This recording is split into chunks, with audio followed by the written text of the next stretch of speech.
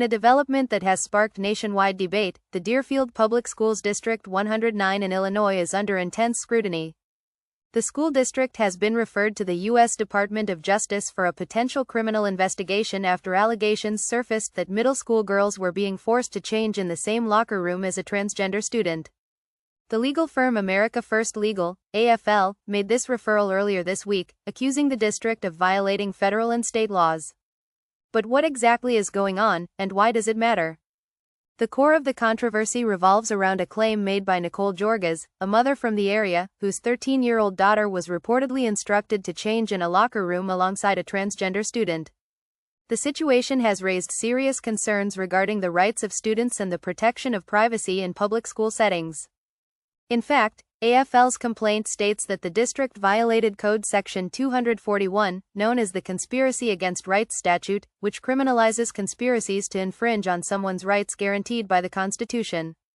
Georgas isn't staying quiet. At a recent school board meeting, she shared her emotional testimony, claiming that her daughter was directly impacted when the school tried to enforce this policy. "The girls want their locker rooms and bathrooms back," Georgas said, adding that the situation is affecting her daughter's mental health and privacy. She has also pointed to President Donald Trump's executive order, which aims to restrict transgender students from using facilities that correspond with their gender identity. Georgas argues that the school's actions violate this directive. What does this all mean for the students involved? Well, as you can imagine, the emotional stakes are high.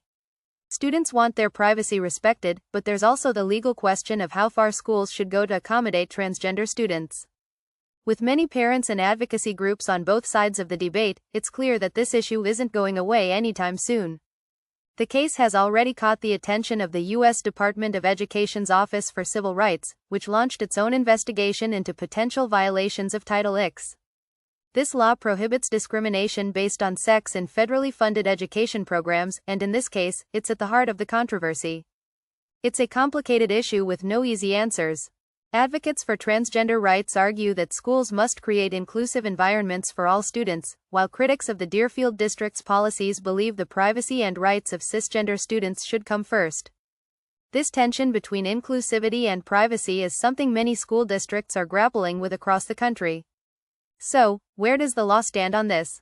Well, the Department of Justice is now involved, and they will decide if the Deerfield Public Schools violated federal laws, including the Conspiracy Against Rights statute. What's clear is that the outcome of this investigation could set a significant legal precedent for similar cases in the future. As the situation unfolds, it's likely that both sides will continue to voice their opinions loudly. But ultimately, the focus remains on ensuring that students' rights, both those of transgender individuals and others, are upheld in a fair and balanced way. Will the courts side with privacy advocates, or will they prioritize inclusivity? The final ruling could have far-reaching consequences for schools and students nationwide.